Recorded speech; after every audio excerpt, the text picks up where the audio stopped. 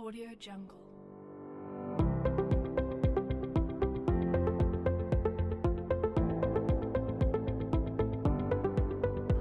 Assalamualaikum warahmatullahi wabarakatuh. Perkenalkan, saya Nazoma Nurung, dosen bimbingan konseling Fakultas Keguruan dan Ilmu Pendidikan Universitas Borneo Tarakan yang sedang mengikuti Smart Cerdos 2023. Saya akan memaparkan pelajaran yang akan saya bawa dalam mata kuliah Pengantar Pendidikan Anak Berkebutuhan Khusus.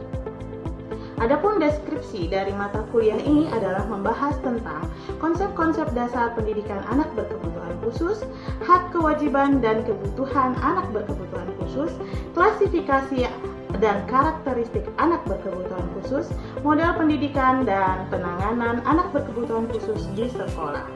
Sedangkan capaian dari mata kuliah ini adalah mahasiswa mampu menganalisis konsep-konsep psikologi dan mengenali anak berkebutuhan khusus di sekolah melalui karakteristik dari anak berkebutuhan khusus tersebut.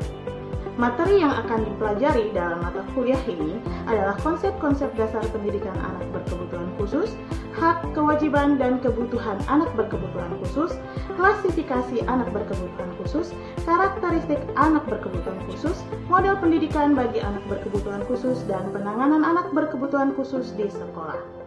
Berikut ini saya akan paparkan kuliah Pengantar Pendidikan Anak Berkebutuhan Khusus dengan topik Hambatan Perilaku dan Emosi. Assalamualaikum warahmatullahi wabarakatuh. Waalaikumsalam warahmatullahi wabarakatuh. Selamat pagi. Biasanya kita mau kuliah seperti biasa. Tapi sebelum kita mulai, kita harus baca doa dulu. Kira-kira ada yang mau pimpin doa? Ya, silakan. Teman-teman, sebelum kita memasuki pembelajaran pada pagi hari ini, mari kita berdoa menurut agama masing-masing. Berdoa selesai. Oke, terima kasih. Jadi kita akan mulai kuliah kita hari ini kebetulan adalah topik 11. Jadi materi kita hari ini adalah mengenai anak berkebutuhan khusus ya. Mata kuliah kita tentang hambatan perilaku dan emosi. Tapi sebelum saya masuk tentang hambatan perilaku dan emosi, saya mau tanya sedikit nih tentang materi perkuliahan kita sebelumnya. Ada yang ingat kita kemarin belajar apa? Ya, Hambatan fisik dan motorik terhadap anak berkebutuhan khusus. oke, jadi kita ngomongin anak berkebutuhan khusus yang punya hambatan fisik dan motoriknya. Kira-kira ada yang tahu nggak sih apa itu hambatan fisik dan motorik? Atau masih ingat kemarin minggu lalu kita bahas apa? Iya. Jadi kalau untuk hambatan fisik dan motorik terhadap anak berkebutuhan khusus itu ada istilahnya disebut sebagai tunadaksa, di mana akibatnya itu punya kurang atau rusak atau cacat, sedangkan daksa itu punya tinggi sehingga dapat kita katakan tunadaksa hambatan fisik dan motorik terhadap anak berkebutuhan khusus itu berhubungan dengan kerusakan pada alat gerak. Oke, jadi bahasa lainnya ya anak dengan hambatan gerak fisik gitu ya. Sekarang kita masuk ke materi kita hari ini, yaitu hambatan perilaku dan emosi. Jadi saya punya gambar tentang hambatan perilaku. Ya, dari gambar ada yang bisa menceritakan nggak siapa sih isi gambarnya? Itu gambar apa? Gambar siswa. Siswa lagi ngapain? Belajar. Tapi ada yang lagi nggak belajar nggak? Yang mana? Yang lagi jungkir balik gitu ya. Nah, harusnya dari sini tuh bisa dipahami kan kita lagi ngomongin hambatan perilaku gitu ya. Kira-kira dari gambar ini hambatan perilaku itu jadi apa sih? Terkhusus buat anak yang nomor 2 ini ya. Bisa dilihat dari dia, jadi bisa diambil pengertian hambatan perilaku itu jadi apa? Perilaku tidak sesuai. Iya, perilaku yang tidak sesuai. Tapi tuntutannya adalah saat dia lagi belajar nih, gitu ya. Teman-temannya lagi duduk, lagi mungkin dengerin gurunya, gitu. Tapi dia malah jumpalitan, gitu ya. Tidak jelas, gitu ya. Dan dia juga bawa mainannya ke sekolah, ke dalam kelas saat pembelajaran, gitu ya. Jadi dari gambar ini harusnya bisa dipahami apa sih itu anak dengan hambatan perilaku, gitu ya. Ketika dia dituntut untuk melakukan sesuatu, dia malah melakukan sesuatu yang lain. Gitu ya, karena kalau anak di sekolah kan harus aturan gitu ya, sama kayak kalian masuk kuliah jam berapa? Jam 8, telat gitu, mulai Jadi demikian juga dengan siswa di sekolah, ketika dia tidak memiliki keinginan, ketika dia tidak menunjukkan perilaku yang diinginkan, nah biasanya bisa diwaspadai, bisa diindikasikan dia mengalami yang namanya hambatan perilaku. Nah yang kedua adalah hambatan emosi. Apa yang dilihat dari gambar? Ya, telurnya digambar apa? Ya, telurnya digambar dengan ekspresi-ekspresi yang biasanya kalian pernah alami gak sih? Pernah ya? Ada yang pernah marah? Ada yang pernah sedih? Ada yang pernah kesal? Ada yang pernah baper? Ada yang pernah patah hati? Ada yang pernah, ada yang enggak ya? Jadi ini juga akan dialami sama anak-anak di sekolah. Gitu ya, namanya manusia pasti punya emosi. Gitu ya. Nah, emosi di anak-anak juga sama sebenarnya sama di dewasa, tapi cara mengeluarkannya, cara mengontrolnya mungkin yang akan berbeda. Gitu ya. Jadi emosi di anak sama emosi di orang dewasa sama aja. Gitu. Tapi karena ada judulnya di depan emosi, hambatan. Berarti terhambat nih emosinya. Harusnya marah, tapi karena nggak boleh marah misalnya, jadinya gimana? Kalian deh, kalau kalian ini lagi sedih, tapi di situasi kalian nggak boleh nangis, kalian harus bermuka ceria, itu seperti apa? Tertahan. Kenapa? Tertahan kan, ya kan? Rasanya gimana sih? Kalau nggak bisa meluapin emosi, hatiku bisa sedih ya. Itu juga yang dirasakan sama anak-anak ya. Kadang-kadang anak-anak kalau misalnya dia mau sesuatu tapi dia tidak dipahami oleh orang dewasa, gitu ya. Sekarang banyak tuh istilahnya, kalau kalian paham ada yang namanya tantrum. Ya, tantrum itu bisa nangis histeris, teriak-teriak, guling-guling di lantai, gitu kan? Saya kayak gitu kalau anak kecil. Nah sebenarnya itu adalah ekspresi emosinya ketika dia mau sesuatu tapi nggak diberi. Ya, itu ekspresi emosinya. Nah, biasanya dia akan nangis cecer dan guling-guling di lantai, gitu, tiba-tiba itu tidak terekspresikan, gitu ya, malah terendam di dalam dirinya. Nah, itu akan menjadi suatu problem ya, suatu masalah. Jadi itu yang akan dibahas di hambatan perilaku dan emosi ini, gitu ya. Jadi seorang anak sekolah, siswa, kalau dia mengalami kesulitan atau mengalami hambatan perilaku dan emosi, biasanya dia akan mengalami kesulitan di sekolah terkait masalah sosialisasinya dengan teman. Ya, sosialisasi dengan teman sebaiknya pasti akan jadi masalah. Gitu ya. Cara dia beradaptasi pasti akan terhambat juga. Gitu ya. Jadi masalahnya lebih ke sosial sebenarnya, gitu ya. Tapi juga ada juga masalah pembelajaran yang akan menjadi masalah buat anak-anak ini. Dia sulit berkonsentrasi. Kayak tadi misalnya contoh gambar ini, gitu ya. Ini kan dia tandanya dia tidak berkonsentrasi ya. Karena kita akan suruh dia belajar nih. Jadi duduk mungkin nanti dengerin gurunya cerita atau gurunya malah nyuruh dia nulis, tapi dia nggak nulis. Gitu. Malah main atau mungkin gangguin temennya. Gitu ya. Jadi masalah-masalah inilah yang nantinya akan jadi problem kalau nggak kita segera tangani, gitu ya. Jadi intinya adalah kita belajar saat ini, hari ini tentang bagaimana hambatan perilaku dan emosi anak supaya kita bisa memahami peserta didik kita nantinya, gitu ya. Dan bisa segera mungkin menyadari kalau memang anaknya punya hambatan fisik dan emosi, bisa segera ditangani. Karena akan kalau dibiarkan semakin lama akan berdampak buruk buat anaknya. Jadi biasanya anak-anak dengan hambatan perilaku dan emosi ini akan memunculkan yang namanya sifat agresif. Ada yang tahu agresif seperti apa? Kalian kalau agresif gimana sih?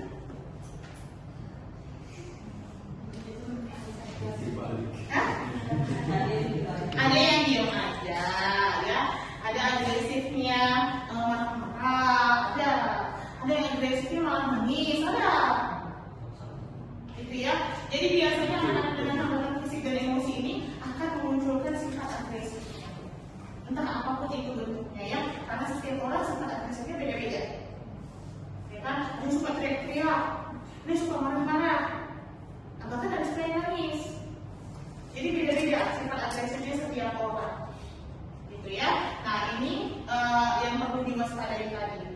Jadi untuk itu beberapa peneliti sudah merangkumkan apa sih karakteristik dari anak-anak dengan hambatan fisik dan emosi, gitu ya, hambatan perilaku dan emosi, gitu ya. Nah, salah satunya adalah dia hiperaktif. Oke, nggak bisa diam. Mungkin bisa dilihat dari gambar ini tadi ya, dia tidak bisa diam, gitu ya. Dan karena tadi adanya agresivitas yang terlihat, gitu ya. Dan biasanya adalah agresivitas yang terlihat itu adalah marah, gitu ya. Jadi anaknya pasti cenderung cepat marah. Itu jadi salah satu karakteristik yang terlihat nyata, gitu ya. Tadi nggak bisa diam, hiperaktif kan, nggak bisa diam, tidak bisa memusatkan perhatiannya, gitu ya. Lalu kemudian dia cepat marah, gitu ya. Dia nggak bisa mengontrol dirinya, jadi cepat marah. Dan kemudian dia tidak punya teman, gitu ya. Ada sedikit atau bahkan sama sekali nggak ada temannya. Jadi anak-anak dengan hambatan perilaku dan emosi biasanya punya sedikit teman atau bahkan sama sekali nggak ada, gitu ya. Dan akhirnya dia punya masalah bergaul. Nah, sekarang saya mau kalian sedikit diskusi lah, gitu ya. Barang 2 atau 3 orang kira-kira punya pengalaman pribadi nggak sih dengan hambatan fisik dan hambatan perilaku dan emosi? Atau mungkin punya teman dulu di sekolahnya yang kira-kira kan ciri-cirinya sama deh kayak disebut sama Nazwa, gitu. Ya kan? Saya punya teman begitu dulu misalnya, gitu ya. Nah, jadi dipikirkan atau mungkin diri sendiri, boleh refleksi diri sendiri, gitu ya. Kita ini sebenarnya dulu, kayaknya saya sebenarnya ada kecenderungan mungkin ya, kecenderungan loh, bukan berarti Anda punya hambatan perilaku dan emosi, tapi ada kecenderungan ke arah sono, gitu. Saya dulu orangnya nggak bisa diam sebenarnya, gitu ya. Di kelas tuh selalu ada mandir misalnya, ya itu juga merupakan salah satu ciri kan, tadi nggak bisa diam ya, hiperaktif tadi, ya. Oke, bisa didiskusikan sebentar.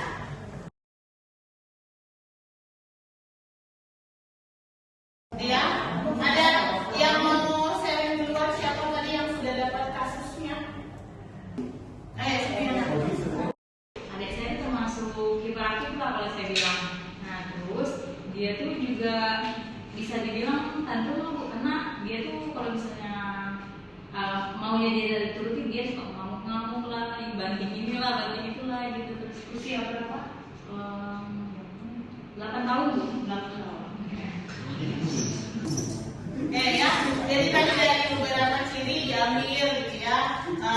Bisa jadi adiknya Supiana punya kecenderungan, ya. Bukan berarti punya hambatan perilaku dan emosi ya. Itu perlu untuk ditegakkan lagi diagnosisnya, gitu ya. Tapi mungkin ciri-ciri yang kedua sudah hampir sama nih, gitu ya. Akan lebih bagus untuk didiskusikan nih, apa benar adik saya punya hambatan perilaku dan emosi, gitu ya.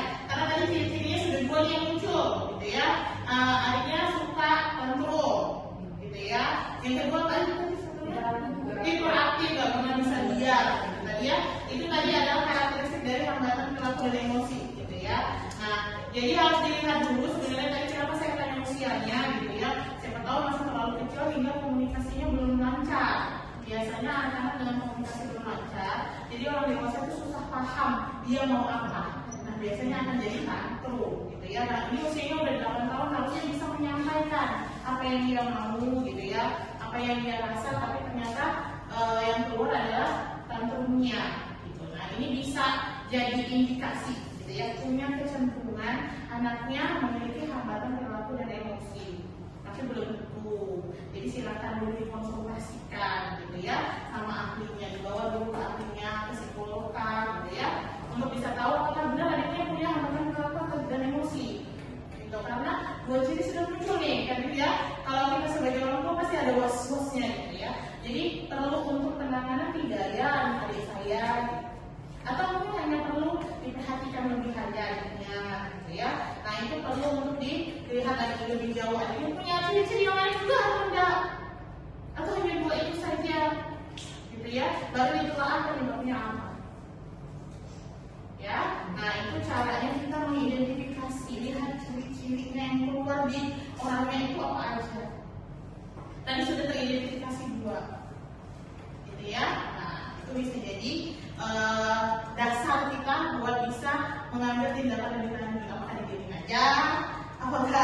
diperhatiin lebih lanjut, apakah dibawa ke ahlinya gitu ya. Nah itu salah satu contoh. Ada lagi yang mau sharing? Silakan. Saya mau sharing terkait pengalaman saya pernah observasi di SD Bu. Jadi pada saat itu pas siswanya itu lagi upacara, tapi saya tertarik pada anak yang tidak mau diam Bu, tidak mau diam karena mungkin dunia merasa sekarang dunia itu dunia handphone, dunia gadget. Jadi apapun yang dikatakan selepas dia nonton di gadget itu Bu, dia ulangi berkali-kali, sedangkan gurunya jangan sebagai teman memanggil mama seperti itu Bu. Mungkin salah satu cirinya termasuk di gambaran perilaku dan emosi. Mungkin itu Bu. Ya, oke. Jadi sebenarnya kalau anak yang seperti itu ya bisa dilihat dia ciri lainnya ya. Tapi itu sudah terlihat jelas kalau misalnya semua ini lagi upacara gitu ya. Orang upacara gimana sih? Gitu kan? Harus berdiri gitu ya, ada kesukaan tertentu. Nah dia mungkin nggak mau gitu ya, malah lebih temennya, lari sana, lari sini gitu kan. Nah itu sudah kelihatan. Anaknya sampai ya dengerin saya mau ya gitu ya. Harusnya di kelas gimana sih belajar gitu. Tapi dia malah menganggap itu arena bermain gitu kan.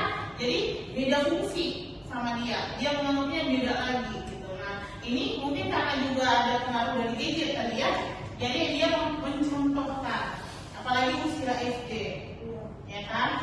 Belajar yang paling efektif mungkin di usia SD adalah modeling namanya ya, jadi behavioristiknya main gitu, apa yang dilihat dia akan tiru.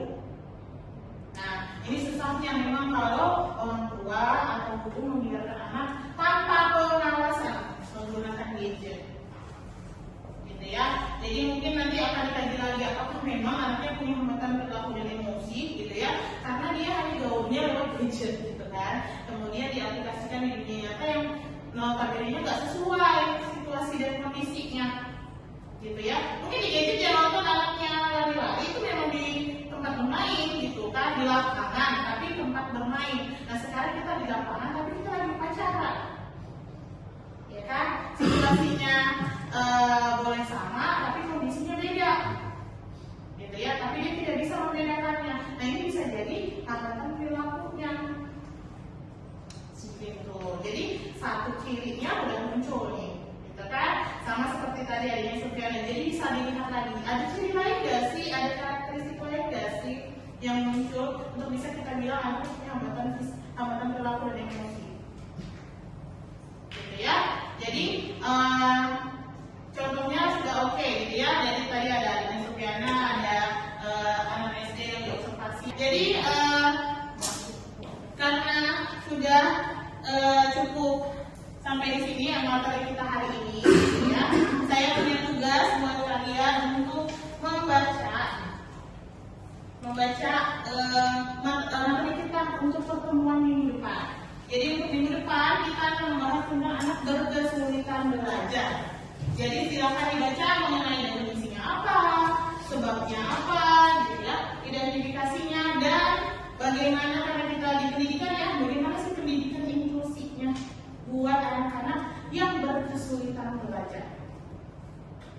Ya, jadi 4 sub ini silahkan dicari sendiri dulu gitu ya. Nanti di minggu depan kita akan diskusikan, dan kalau memang masih membutuhkan materi dari saya, biasanya saya akan kasih juga materi dari saya apa sih itu anak berkesulitan belajar. Ya, jadi semuanya kita sama-sama paham. Oke? Sudah ada yang mau ditanyakan sampai di sini? Ada? Ada yang mau kasih kesimpulan tentang materi kita hari ini?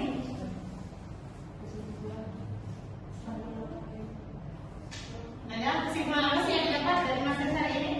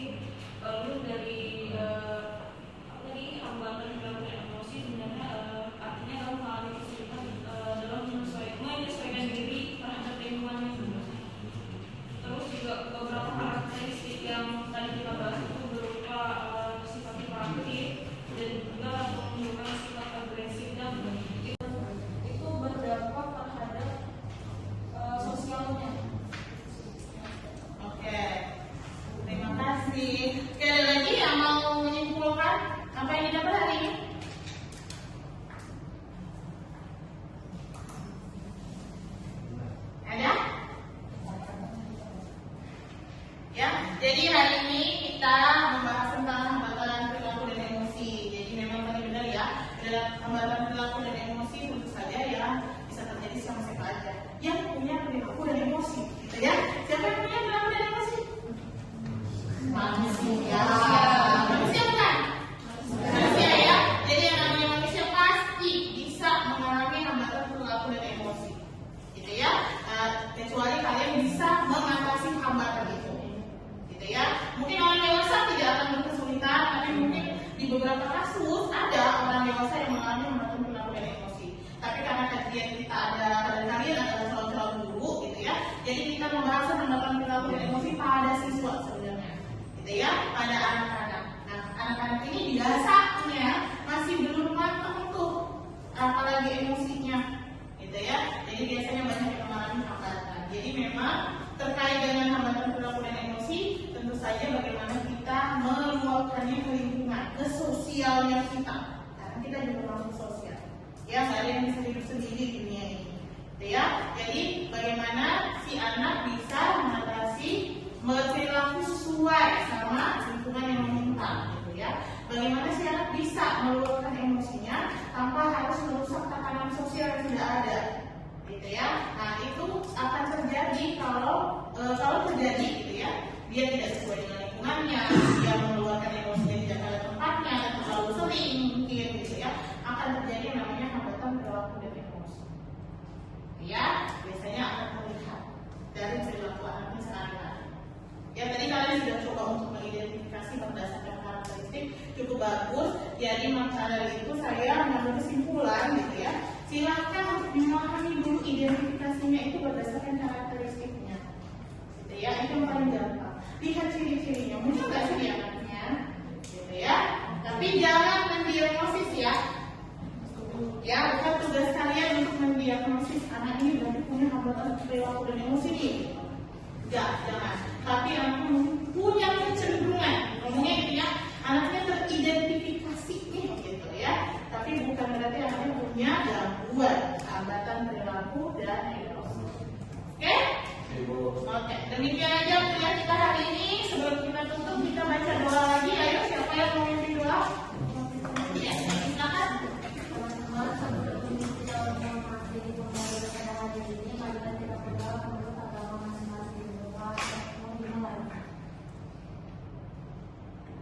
Doa